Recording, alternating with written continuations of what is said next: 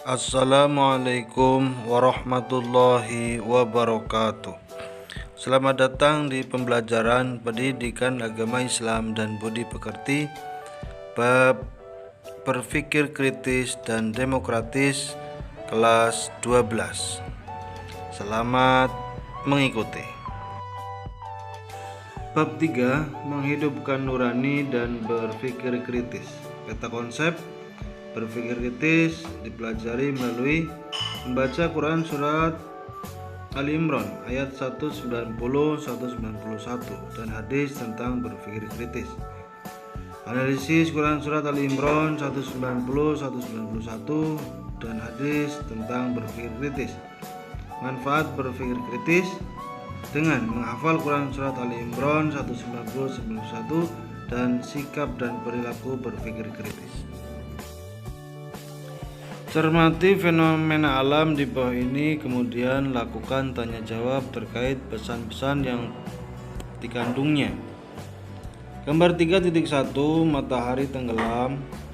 Gambar 3.2 gerhana matahari. Gambar 3.3 dahsyatnya transportasi air. 3.4 gambar pusat tsunami. Silakan renungkan kejadian alam tersebut, betapa suatu fenomena tersebut adalah sebagai tanda-tanda kebesaran Allah Subhanahu wa taala.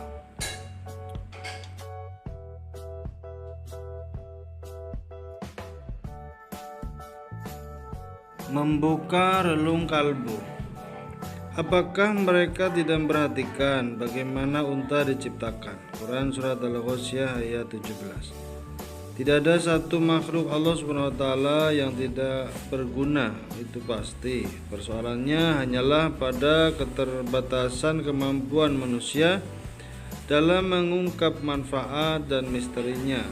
Salah satunya dan yang secara tegas menantang manusia adalah fakta tentang unta.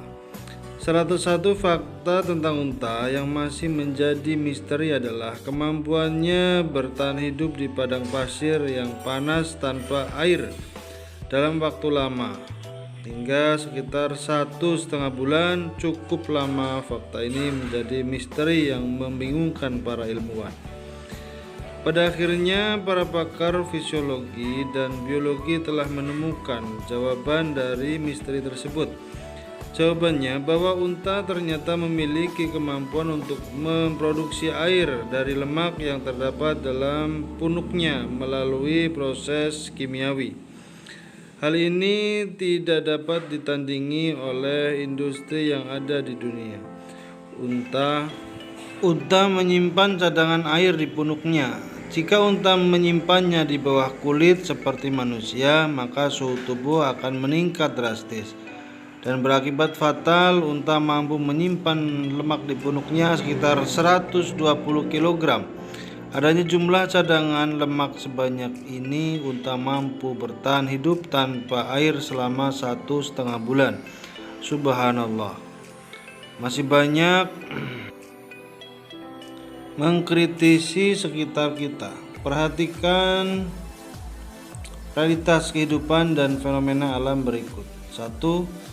Nyamuk yang diciptakan dengan sayap dan bisa terbang ternyata justru menjadi makanan cicak dan katak yang tidak dapat terbang.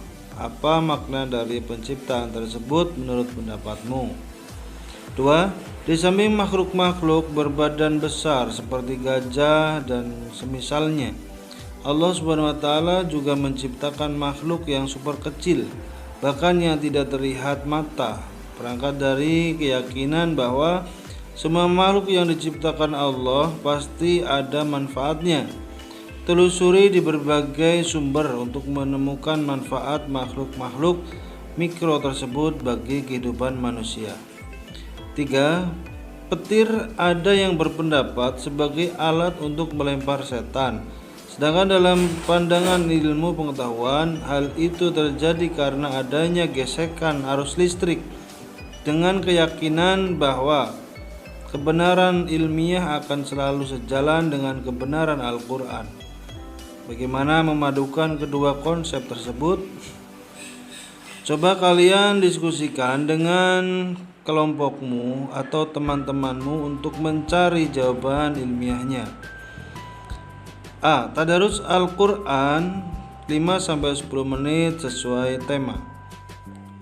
Kewajiban untuk tadarus Al-Quran dengan sebenar-benarnya. Quran Surat Al-Baqarah ayat 121. Bertujuan menumbuhkan keinginan peserta didik untuk mentadaburi dan mengetahui manfaatnya, seperti paham makna Al-Quran dan mengetahui rahasia keagungannya. Dengan mengetahui manfaatnya, peserta didik diharapkan dapat melaksanakan dan mengikutinya karena Al-Quran sudah membekas dalam jiwa. Quran Surat Toha ayat 112-113, Quran Surat Al-Baqarah ayat 180, sehingga peserta didik akan beroleh ketentraman dan kebahagiaan. Quran Surat Toha ayat 3.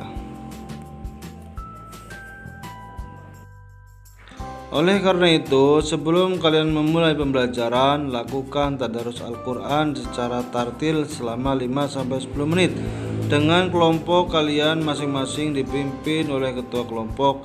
Ayat-ayat dibaca akan ditentukan oleh Bapak Ibu guru kalian. B. Menganalisis dan mengevaluasi makna Quran Surat Ali Imran ayat 190-191 serta hadis tentang berpikir kritis. Berpikir kritis didefinisikan beragam oleh para pakar. Menurut Menteri, berpikir kritis adalah sebuah proses yang sadar dan sengaja yang digunakan untuk menafsirkan dan mengevaluasi informasi dan pengalaman dengan sejumlah sikap reflektif dan kemampuan yang memandu keyakinan dan tindakan. Berangkat dari definisi di atas, sikap dan tindakan yang mencerminkan berpikir kritis terhadap ayat-ayat Allah Subhanahu wa taala adalah berusaha memahaminya dari berbagai sumber, menganalisis dan merenungi kandungannya, kemudian menindaklanjuti dengan sikap dan tindakan positif. 1. Baca dengan tartil ayat Al-Quran dan terjemahannya yang mengandung perintah berpikir kritis. Salah satu mukjizat Al-Quran adalah banyaknya ayat yang memuat informasi terkait dengan penciptaan alam dan menantang para pembacanya untuk merenungkan informasi ilahi tersebut. Di antara ayat dimaksud adalah firman Allah Subhanahu wa taala dalam Quran Surat Ali Imran ayat 190-191. Silakan ditirukan.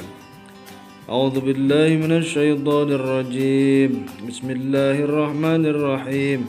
Inna fi khalqis samawati wal ardi wa ikhtilafil laili wan nahari la ayatin li ulil albab الذين يذكرون الله قياما وقعودا وعلى جنوبهم ويتفكرون في خلق السماوات والأرض ربنا ما خلقت هذا باطلا سبحانك فقنا عذاب النار.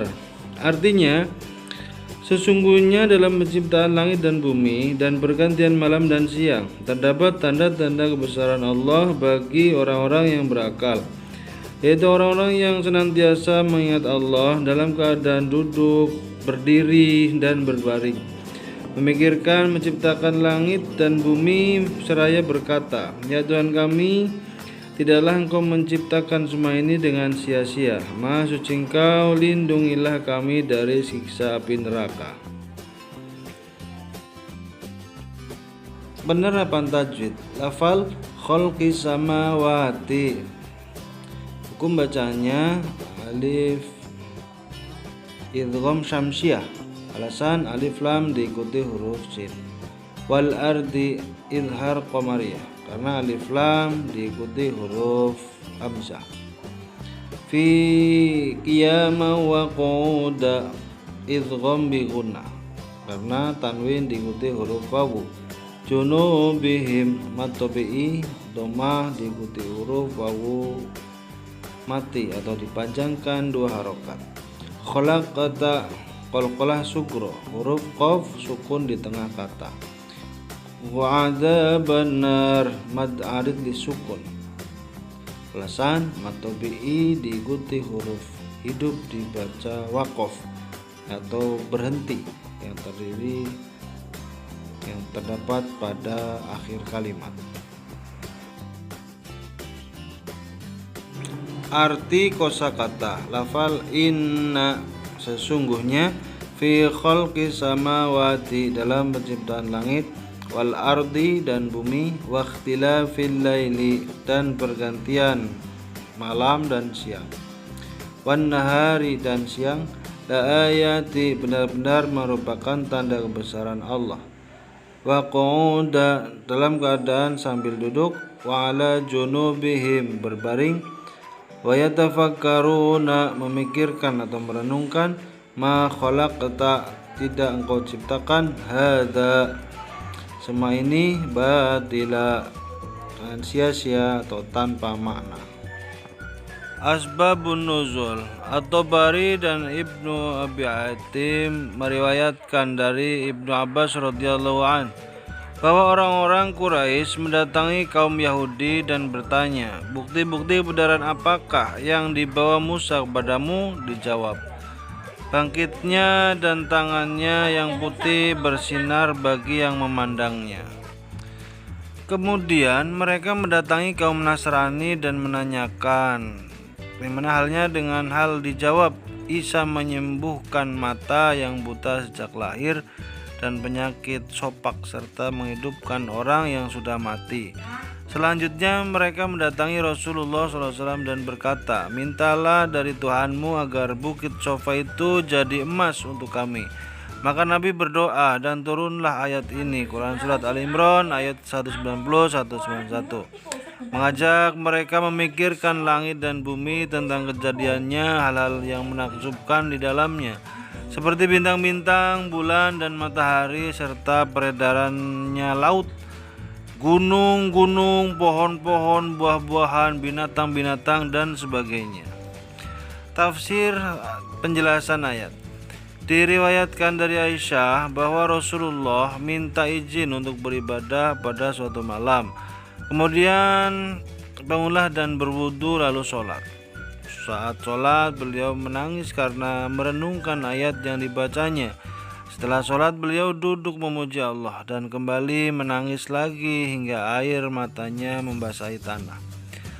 Setelah Bilal datang untuk azan subuh, melihat Nabi saat menangis bertanya, wahai Rasulullah, mengapa Anda menangis padahal Allah telah mengampuni dosa-dosa Anda baik yang terdahulu maupun yang akan datang? Nabi menjawab, apakah tidak boleh aku menjadi hamba yang bersyukur kepada Allah? Dan bagaimana aku tidak menangis? Pada malam ini Allah telah menurunkan ayat kepadaku. Kemudian beliau berkata, alangkah ruginya dan celakanya orang-orang yang membaca ayat ini tetapi tidak merenungi kandungannya. Memikirkan terciptanya siang dan malam serta silih bergantinya secara teratur, menghasilkan perhitungan waktu bagi kehidupan manusia. Semua itu menjadi tanda kebesaran Allah bagi orang-orang yang berakal sehat. Selanjutnya mereka akan berkesimpulan bahwa tidak ada satupun ciptaan Tuhan yang sia-sia, karena semua ciptaannya adalah inspirasi bagi orang yang berakal.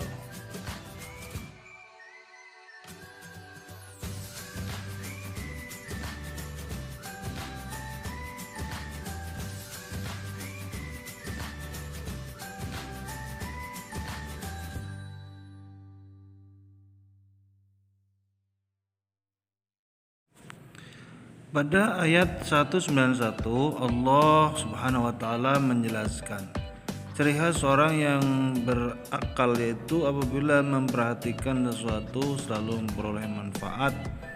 Ada tanda-tanda kebesaran Allah Subhanahu wa taala. Di alam ini ia selalu ingat Allah dalam segala keadaan, baik waktu berdiri, duduk maupun berbaring. Setiap waktunya diisi untuk memikirkan keajaiban-keajaiban yang terdapat dalam ciptaannya yang menggambarkan kesempurnaannya.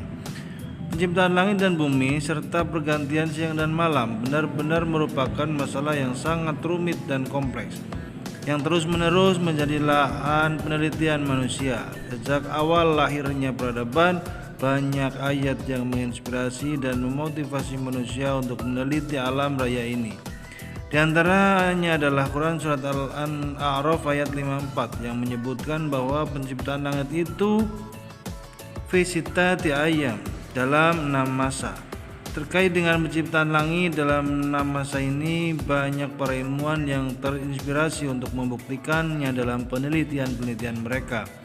Salah satunya adalah Dr. Ahmad Marconi dalam bukunya Bagaimana Alam Semesta Diciptakan, Pendekatan Al-Quran dan Sains Modern tahun 2003. Sebagai berikut, kata ayam dalam bentuk jamak dari kata yaum.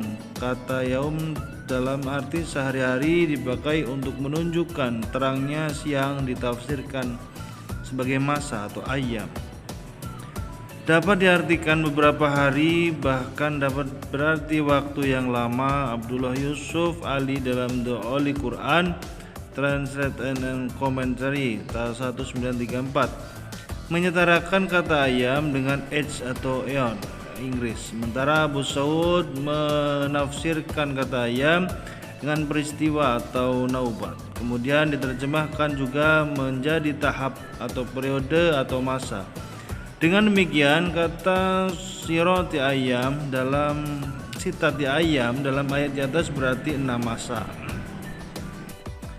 Secara ringkas, penjelasan 6 masa dari Dr. Marconi adalah sebagai berikut. Masa pertama sejak peristiwa dentuman besar atau Big Bang sampai berpisahnya gaya gravitasi dari gaya tunggal atau super force.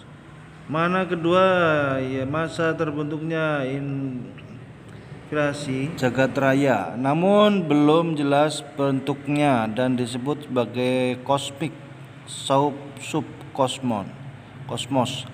Masa ketiga, masa terbentuknya inti-inti atom di jagat raya ini. Masa keempat, elektron-elektron mulai terbentuk. Masa kelima, terbentuknya atom-atom yang stabil, memisahnya material dan radiasi. Dan jagat raya terus mengembang. Masa ke-6, jagat raya terus mengembang hingga terbentuknya planet-planet.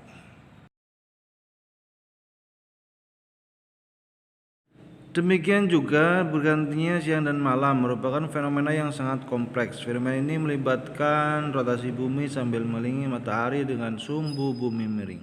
Dalam fenomena fisika, bumi berkitar aprosen mengelilingi matahari. Gerakan miring tersebut memberi dampak musim yang berbeda. Selain itu, rotasi bumi distabilkan oleh bulan yang mengelilingi bumi. Subhanallah, semua saling terkait. Kompleksnya fenomena penciptaan langit dan bumi serta silih bergantinya malam dan siang tidak akan dapat dipahami dan diungkap rahasianya kecuali oleh para ilmuwan yang tekun, tawadhu dan cerdas. Mereka itulah para ulul albab yang dimaksud di ayat di atas.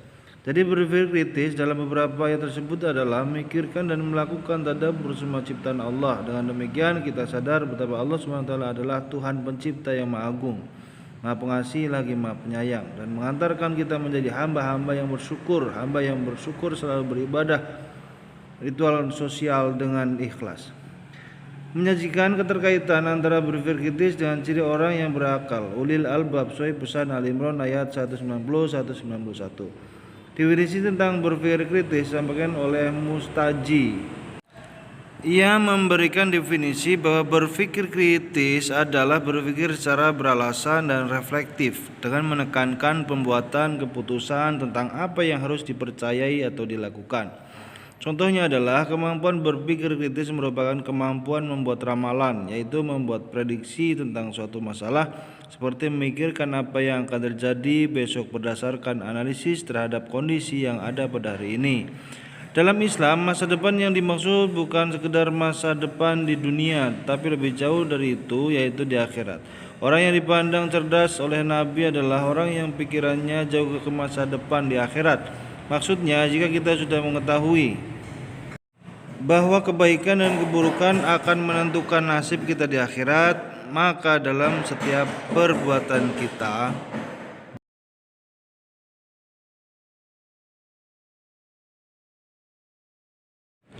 Harus ada pertimbangan akal sehat. Jangan dilakukan perbuatan yang akan menempatkan kita di posisi yang rendah di akhirat. Karena sebelum bertindak, itulah moto yang harus menjadi acuan orang cerdas. Pelajari baik-baik sabda Rasulullah SAW berikut. An-Nabi Ya'la Shaddad ibni Ausi radhiyallahu anhu an-Nabi sallallahu alaihi wasallam qala al-qayyisu man dana nafsahu amila lima ba'dal maut wal ajizu man ajba'a nafsahu hawaha wa tamanna 'ala Allah. Artinya dari Abu Ya'la yaitu Shaddad ibnu Aus radhiyallahu anhu dari Nabi SAW bersabda, orang yang cerdas adalah orang yang mampu mengintrospeksi dirinya atau suka beramal untuk kehidupan setelah mati. Sedangkan orang yang lemah adalah orang yang selalu mengikuti hawa nafsunya dan berharap kepada Allah dengan harapan kosong. Hadis riwayat Tirmidzi, beliau berkata hadis hasan. Dalam hadis ini Rasulullah menjelaskan bahwa orang yang benar-benar cerdas adalah orang yang pandangannya jauh ke depan, menembus dinding duniawi yaitu hingga kehidupan abadi yang ada di balik kehidupan fana di dunia ini. Tentu saja hal ini sangat dipengaruhi oleh keimanan seorang pada adanya kehidupan kedua yaitu akhirat. Orang yang tidak meyakini adanya hari pembalasan tentu tidak akan pernah berpikir untuk menyiapkan diri dengan amal apapun. Jika indikasi cerdas dalam pandangan Rasulullah adalah jauhnya orientasi dan visi ke depan akhirat, maka pandangan-pandangan yang hanya terbatas pada dunia menjadi petanda tindakan bodoh atau jahil, Arab kebodohan jahiliyah. Bangsa Arab pada Islam dikatakan jahiliyah bukan karena tidak dapat baca tulis, tapi karena kelakuan mensyariati kebodohan, yaitu menyembah berhala dan melakukan kejahatan-kejahatan. Orang bodoh tidak pernah takut melakukan korupsi, menipu dan kezaliman lainnya asalkan dapat selamat dari jerat hukum di pengadilan dunia. Jadi kemaksiatan adalah tindakan bodoh karena hanya memperhitungkan pengadilan dunia yang mudah direkayasa, sedangkan pengadilan Allah di akhirat yang tidak ada tawar-menawar malah diabaikan. Orang-orang tersebut dalam hadis di atas dikatakan sebagai orang lemah karena tidak mampu melawan nafsunya sendiri. Dengan demikian orang-orang yang suka bertindak bodoh adalah orang-orang yang lemah. Wallahu a'lam bishawab. Orang yang cerdas juga mengetahui bahwa kematian dapat datang kapan saja tanpa diduga. Oleh karena itu, ia akan selalu bersegera melakukan kebaikan, amal soleh tanpa menunda. Rasulullah bersabda, An Abi Hurairah radhiyallahu an anna Rasulullah sallallahu alaihi wasallam qala badiru bil a'mali sab'a hal tantadhiruna illa faqran munsiya aw ghiniyan mutaghani ta'iyan au maradan mufsidan au haraman mufattatan au mautan mujhiran au iddajala fasharul ghalibi yantadharu awi sa'ata wa sa'atu adha wa amra. Artinya dari Abu Hurairah radhiyallahu anhu berkata bahwa Rasulullah bersabda, bersegeralah kalian meramal sebelum datangnya 7 perkara, yaitu apa yang kalian tunggu selain kemiskinan yang melalaikan, atau kekayaan yang menyombongkan, atau sakit yang merusak tubuh, atau tua yang melemahkan, atau kematian yang cepat, atau dajjal. Maka ia adalah seburuk-buruknya makhluk yang dinantikan, ataukah kiamat, padahal hari kiamat itu adalah saat yang terbesar bencananya serta yang terpahit dideritanya. Hadis riwayat Tirmidzi dan beliau berkata hadis hasan. Dalam hadis di atas, Rasulullah mengingatkan kita supaya bersegera dan tidak menunda-nunda untuk beramal soleh. Rasulullah menyebut 7 macam peristiwa yang buruk untuk menyadarkan kita semua. Pertama, kemiskinan yang membuat kita menjadi lalai kepada Allah karena sibuk mencari penghidupan atau harta. Kedua, kekayaan yang membuat kita menjadi sombong karena menganggap semua kekayaan itu karena kehebatan kita. Ketiga, sakit yang dapat membuat ketampanan dan kecantikan kita pudar atau bahkan cacat. Keempat, masa tua yang membuat kita menjadi lemah atau tak berdaya. Kelima, kematian cepat karena usia umur yang dimilikinya tidak memberi manfaat. Keenam, datangnya Dajjal yang katakan sebagai makhluk terburuk karena menjadi fitnah bagi manusia. 7, hari kiamat, bencana terdahsyat bagi yang mengalaminya.